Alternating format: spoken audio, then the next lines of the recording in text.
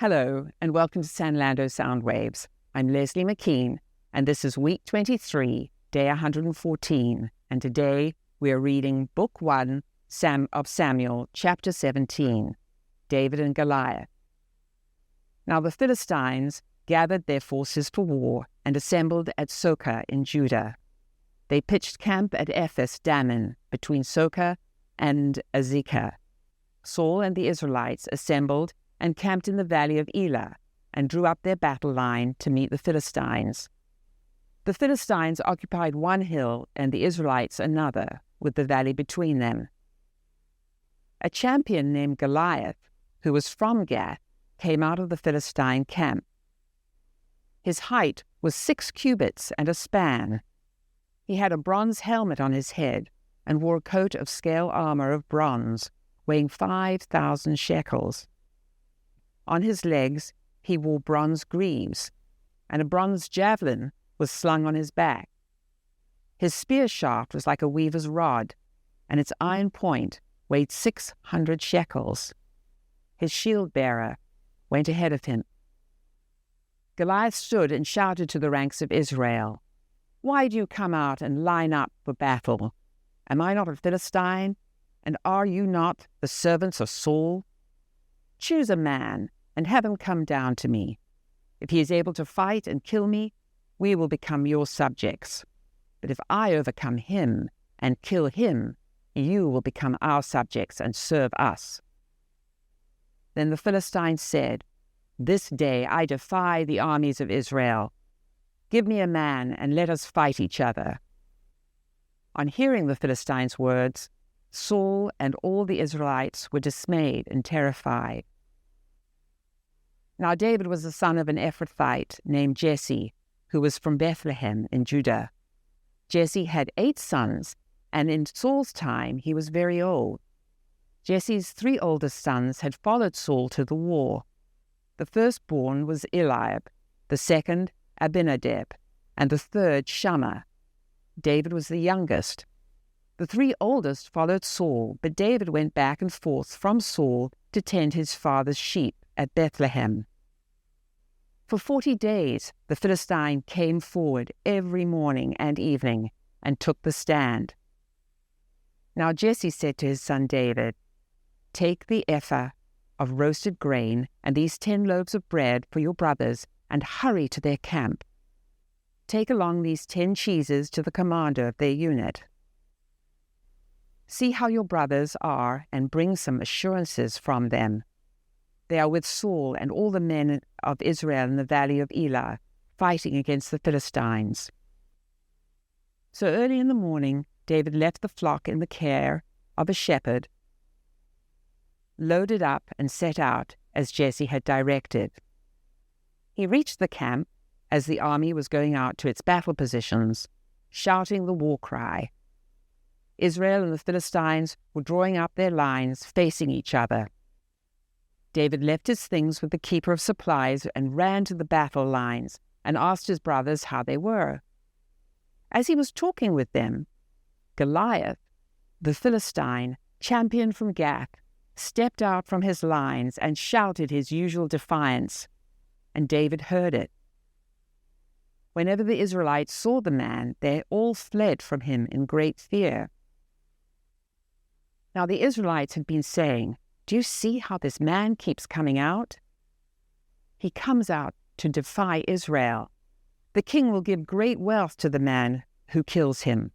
He will also give him his daughter in marriage, and will exempt his family from taxes in Israel."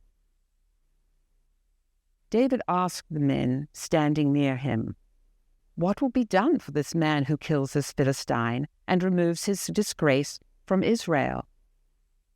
Who is this uncircumcised Philistine that he should defy the armies of the living God?" They repeated to him what they had been saying and told him, "This is what will be done for the man who kills him." When Eliab, David's oldest brother, heard him speaking with men, he burned with anger at him and asked, "Why have you come down here? And with whom did you leave those few sheep in the wilderness?" "I know how conceited you are, and how wicked your heart is. You came down only to watch the battle." "Now what have I done?" said David. "Can't I even speak?" He then turned away to someone else and brought up the same matter, and the men answered him as before. What David said was overheard and reported to Saul, and Saul sent for him. David said to Saul, "Let no one lose heart on account of this Philistine. Your servant will go and fight him." Saul replied, "You are not able to go out against this Philistine and fight him. You are only a young man, and he has been a warrior from his youth." But David said to Saul, "Your servant has been keeping his father's sheep. When a lion or a bear came and carried off his sheep from the flock, I went after it, struck it, and rescued the sheep from its mouth. When it turned on me, I seized it by its hair, struck it, and killed it. Your servant has killed both the lion and the bear. This uncircumcised Philistine will be just like one of them, because he has defied the armies of the living God, the Lord, who rescued me from the paw of the lion and the paw of the bear, will rescue me from the hand of this Philistine." Saul said to David, "Go, and the Lord be with you." Then Saul dressed David in his own tunic. He put a coat of armor on him and a bronze helmet on his head. David fastened on his sword over the tunic and tried walking around because he was not used to them. "You cannot go in these," he said to Saul, "because I'm not used to them." So he took them off. Then he took his staff in his hand, chose 5 smooth stones from the stream, put them in the pouch of his shepherd's bag, and with his sling in his hand, he approached the Philistine. Meanwhile, the Philistine, with his shield-bearer in front of him, kept coming closer to David. He looked David over and saw that he was little more than a boy, glowing with health and handsome, and he despised him. He said to David, "Am I a dog that you can come at me with these sticks?" And the Philistine cursed David by his gods. "Come here," he said, "and I'll give you your flesh to the birds and the wild animals." David said to the Philistine, "You come against me with sword and spear and javelin, but I come against you in the name of the Lord Almighty, the God of the armies of Israel, whom you have defied.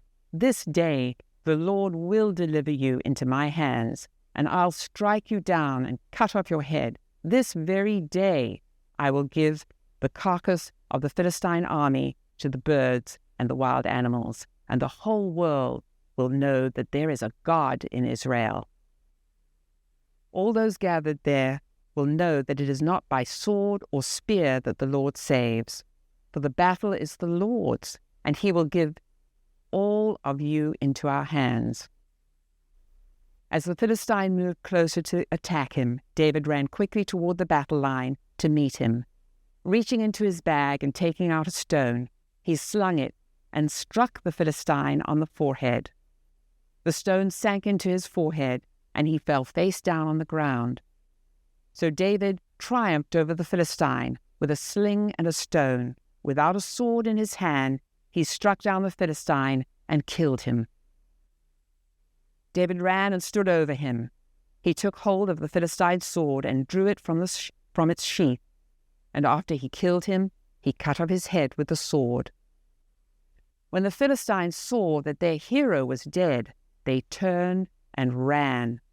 Then the men of Israel and Judah surged forward with a shout and pursued the Philistines to the entrance of Gath and to the gates of Ekron. Their dead were strewn along the Sharam road to Gath and Ekron. And when the Israelites returned from chasing the Philistines, they plundered their camp. David took the Philistine's head and brought it to Jerusalem. He put the Philistine's weapons in his own tent. As Saul watched David going out to meet the Philistine, he said to Abner, commander of the army, "Abner, whose son is that young man?" Abner replied, "As surely as you live, your majesty, I don't know." The king said, "Find out whose son this young man is." As soon as David returned from killing the Philistine, Abner took him and brought him before Saul. With David still holding the Philistine's head. "Whose son are you, young man?" Saul asked him. David said, "I am the son of your servant Jesse of Bethlehem." And now let's read and reflect on our 7 arrows. What does this passage say? What did this passage mean to its original audience? What does this passage tell us about God? What does this passage tell us about humanity? What does this passage demand of me? How does this passage change the way I relate to people? What does this passage prompt me to pray to God? Let's read a brief devotional about this passage from our book, The 7 Arrows. Though David had been chosen as the next king, he didn't immediately begin ruling the people.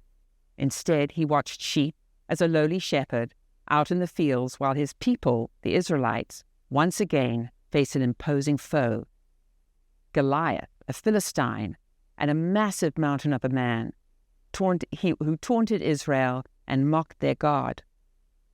Everyone shook in their sandals, and no one would fight Goliath because of his imposing size. Like the Israelites on the brink of the promised land, God's people made decisions based on what they saw, what their eyes saw, instead of what God promised. David, on the other hand, trusted in the Lord and walked straight into battle with only a few stones. David's victory over Goliath proved once again that it was God who fought on behalf of his people. Those who walk by faith, regardless of their size or strength, will find that God always emerges victorious. Thanks for joining us. We hope to see you again tomorrow.